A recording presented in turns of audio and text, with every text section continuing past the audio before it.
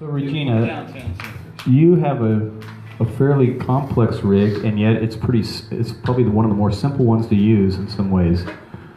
Complex because you have a fair amount of routing, but the tools are really cool, simple tools that have built-in sync. Is that correct? Yeah. And so all her loopers are working in concert with one another. Yeah. This is my, I have a big rig which has 6 loopers synchronized together, but this is the not so big rig. It's not the little rig because it's not little. But it's based around DigiTech loopers. I'm going to give you a little bit of this here. Hold on. It's coming at you. Okay. Do you have, yep, you got signal? You getting signal? Is that as hot as you can give me, Bill? Or is that good enough for you guys? Okay, that's good enough? Okay. So I use, wait a minute, there's more of me in there. There we go. I use the DigiTech loopers because they have synchronization. And the sync is an 1/8 inch TRS jack. So this is the master looper, and it sends synchronization via 1/8 inch TRS to this looper. And so right now, this guy's going to wait. This guy's going to hit it. It's going to start recording. It's recording right now. It's recording right now. It's recording right now. It's recording right now. And so I'm going to undo it by going back and forth in the patch. That's the quick erase. You just go up a patch and down a patch. You didn't save it, so it erases the loop. So this master is, if I hit record, let's watch. That's on the track. I have done a hack with a Lowe's little button here. It's a little shelf cap that you would get from the end of a shelf. Put Velcro on it so that I can quickly, with my foot, tap it twice. Once it says, oh, you want to save, it's blinking. You want to save? Yeah, I want to save. Well, it gives me the opportunity to save where it's at or in another patch. I'm going to save this on patch 1. Alright? So the minute I press a synchronized looper, it's going to wait for the 1 of the master looper to record. So it'll blink red, and as soon as it's solid red, it's recording. Ready? Alright? And everything that goes through the board can go into the master looper based on the effect sent. So my I/O is, everything goes in the board based on how much is in the effect send. The effect send sends to this looper. The output of that looper goes to this looper. The output of that looper goes into channels on the board. So anything in the board can go to the looper, and anything on this looper can be recorded on this looper. And if I put the looper itself into the effect send, it goes back into itself, which can be very rarely weird. So that's how you synchronize. I thought to myself, at the slave, at the first auxiliary looper, I hate using slave, but at the first auxiliary looper, at the TRS 1/8 inch input is where I tell it to get the clock, right, from this guy. What if I put a splitter? So I put a Y jack on there. I'm like, wow, now I can have the master sending a clock or something else sending a clock, but it was both clicking at the same time. It confused it. So I had this company called Bright Onion in UK make me these ABC and AB switchers.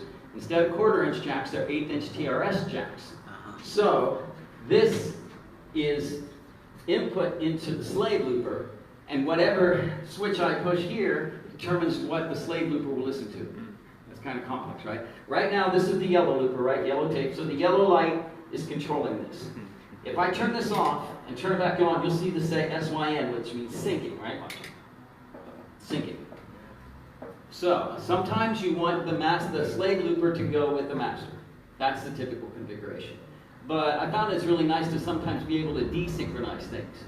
So while it's playing, if I turn the blue light off, the yellow light off, and just make it blue, it's going to be listening to itself. In other words, decouple.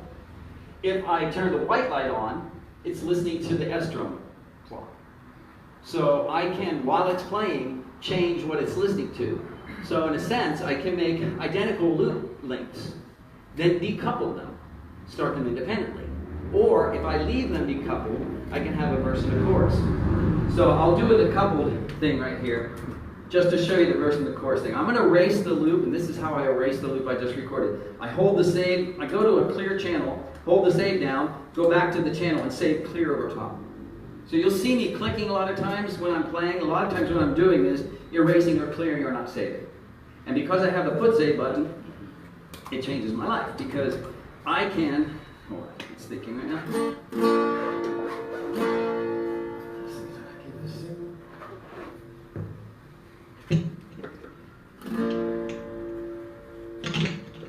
Are you getting guitar? No? Not yet. See it there. No? You're not hearing it, are you?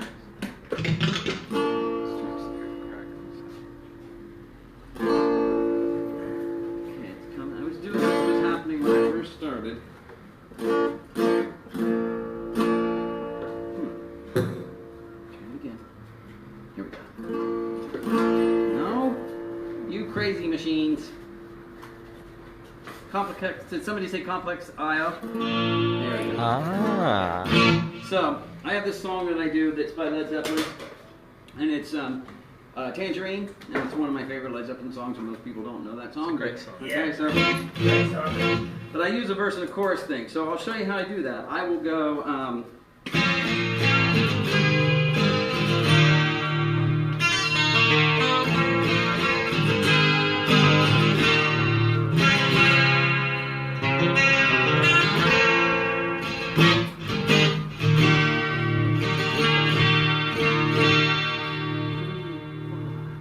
okay, so right there, I've just recorded the first loop on track 1. I'm going to hit save. I'm going to save it. I don't have to save it, but if I want to come back to it as itself, I can. That's the chorus. I'll just go.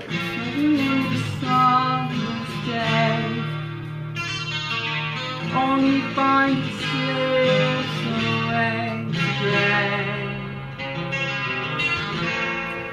The hours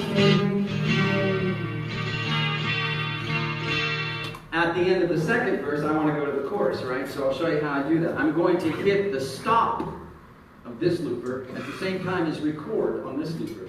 Now that they're decoupled, this won't wait for this one to start. It'll start immediately. So let's say the second verse. Thinking how it used to be, they still remember times like these. To think of us again. 2, 3, 4, 5. Oh, wait, I didn't decouple. Yeah. Tangerine, oh, tangerine, living reflection of you. I was on the whole, when I now 1,000 years between.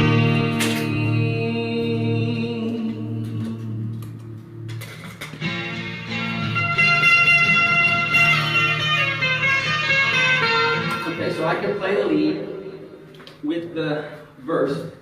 There's the chorus. There's the lead, the verse. Chorus, lead. Alright, so if you're doing traditional songs, it's really fun because it gives you multiple phrases and you can sync them or unsync them. The really cool thing is when you get into experimental stuff, if I leave them synced at the beginning, the loops lengths will be exactly timed to each other. Then I can decouple it. So say that I recorded, let's go erase that. Okay. So the verse is here, right? It'll just do one revolution. I'm going to make it easier, something shorter. So.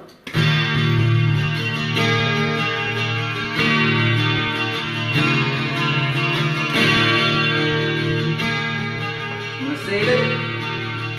This is sync.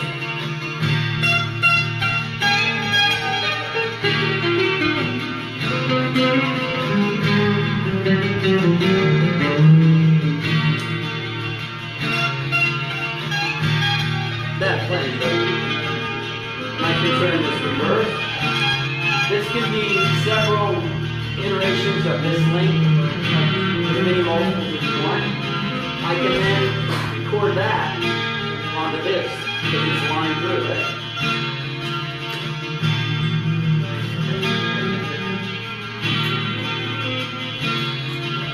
And now as soon as this gets to the one, it's going to get my voice too. I'm going to stop this one, and now what was on that looper is on here. I'm going to save it up a channel, up a track. And anytime I can go back to the original on the one. So I can save endless iterations. It stores 200 slots. Each loop can be up to 10 minutes long. I'm trying to think of some of the other stuff that makes it unique. What's the total time memory for loops in those? Each loop can be 10 minutes long. And how many loops are there? 200. 200 internal and 200 on the SD card. When I'm done filling up the looper, which with this rig happens like every 2 weeks, I put 200 loops on there on each one. I take the memory cards out, I dump it to my computer, and I have my stems. On my big rig with 8 loopers, it's like having 8-track recorder, because every looper stores what it's recorded. The cool thing is when you get into some of the multiple stuff, like I can have, okay, let's see. I'm going to erase it by saving over top of it with a blank loop. Save a blank loop, save a blank loop. That one didn't get saved, right? So if I start something, let's just do.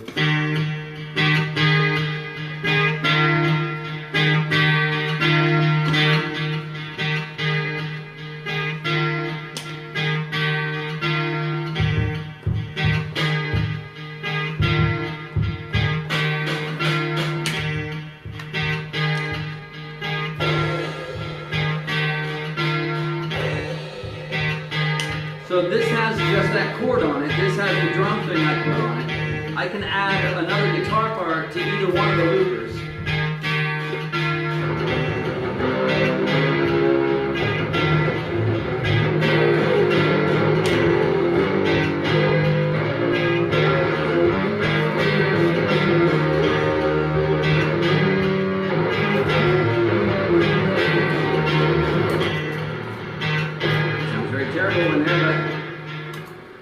So that kind of gives you a really quick rundown. I didn't want to take too much time. My system is not MIDI. It's not running on anything other than my timing. So you kind of have to get your stops and starts right. It's not really hard to do.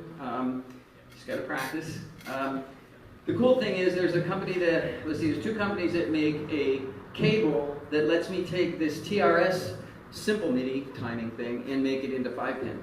So I've had people come into my room, a big room that's about half the size of this room, and I bring people in and we all synchronize to our loopers. And sometimes we do it to try and make coherent music, but generally the brain jams are, the rule is you can't play in time with each other and you can't play in the same key. And as soon as you do that, you have to excuse yourself. As soon as you can't do that anymore, you have to leave. And the point isn't to make music. And the point isn't to be proficient at an instrument. The point is to get lost in a safe space. If you're drinking a clear glass of liquid and you set the liquid down on a counter and you're talking to your friend, you grab that glass, you think you've just grabbed your glass, it's the same color glass, same clear liquid, you take a drink, it's not your water. Milliseconds, your brain is freaking out. That's not water, right? But then the brain goes, oh, it's Sprite. In those milliseconds, what your brain has done in the neural activity is neurons are firing across paths that they're not normally firing across. It recognizes that it's not what it thought it was. It knows what it is, but it's too fast for it to be able to recognize it. That's how you drain cortisol. You get lost in a safe space. When you're experimenting, like when I first started looping, when they brought me here, I was a song looper. I wasn't improvisational at all. And I watched some of the loopers that had played the festival before me, and I was terrified. Because I thought, you guys are not going to like what I do. I like do verse, chorus, bridge shit. You know, it's very, very, very song structured. There's no freeform at all. Well, each successive year that I've done a LoopFest, they're converting me. And I go home to practice songs, and I'm bored with them. I want that cortisol release of getting lost. So I can make endless amounts of sounds, and I'll look at my watch, or I don't have a watch, but I'll look at the clock and I'll say, wow, I've been doing this for 2 hours. And I feel great. And did I come up with something coherent that I can release? Well, I don't know. Is that the point? Is that really the point? I mean, do most of us play music to get rich? If you start out with that goal, I would tell you to do something else. But it's really about the self-expression. So one of these times I want to bring my loopers, without my rig, just bring my loopers, and have a big circle where everybody gets their own looper and synchronize. Like they're going to do this duet thing after we're done here. Definitely go see it, because what's going to happen, nothing's rehearsed, right? You guys are We just don't know what we're going to do tonight. getting lost in a safe space. And you'll see with the smiles. That's the best explanation of why improvisational looping it is a little addictive. It's really fun. And I never thought about the neurophysiology, but there she blows. Well, I had to do it because I slipped into a phase of was called anhedonia, which I had sleep deprivation, and that became anhedonia, which is the inability to experience pleasure. I never had that before, but I couldn't get happy. Nothing made me happy, and even the things that made me happy didn't make me happy. So I started studying listening to neurologists on podcasts and finding out that the thing that makes us age in our minds is we stop playing. We have bias. The brain wants to make everything make sense as quick as possible. So if it sees something that resembles something that happened before, immediately it's going to save energy and say, I know that. I've seen that before. And as you age, you collect bias. And you're not open to anything new because you remember something like that hurt you before. And so, to me, this is the way to keep that neuroplasticity, is to get lost in a safe place. I saw something here a while back, and they were saying, and I just turned 66 and been doing it for a long time, that there's a thing that as you get older, it seems like time goes faster. And they were explaining the fact that when you're young, you're learning how to, learning how to deal with this situation, these kind of people, and all these different kinds of things. And so you're growing. But as you get older, you've experienced enough things, you kind of go, oh yeah, I know who that is, yeah, I got that down. Oh, I had that job situation down. You already know it, and it makes you experience time much quicker. So the way to age, to live longer, is to grow. Always grow. Just never stop growing. Never stop learning. Never stop playing new instruments. As soon as you feel the bias, whatever. challenge. Yeah, and it really does. You're never going to It get over. slows life down when you do that because Yeah. your mind is active. And you're never going to get over having bias because that's the brain protecting itself. Yeah. I didn't realize this, but worry and action produce the same chemical response in your brain, dopamine. When you worry, your brain gets rewards. It's, well, I'm doing something. Action takes more energy. I'd rather worry. Worry becomes a habit. Dopamine goes away, cortisol takes its place, and you have most of everybody that's in therapy, including myself, physical and psychological. So anyway, thank you. Come see the duets tonight. Come this weekend. Thank you for having me, guys. Email me questions. That way we won't take any time. You can see my videos. They're pretty self-explanatory. Yours is one of the most coolly evolved systems of looping I've seen, and I've looped in 20 countries and seen hundreds of looping festivals. It's really cool. It's so creative. What's cool is everyone who's talked today has this totally different vibe, and so there's all these ways of being creative. It's not just creating something that repeats. It's much more than that.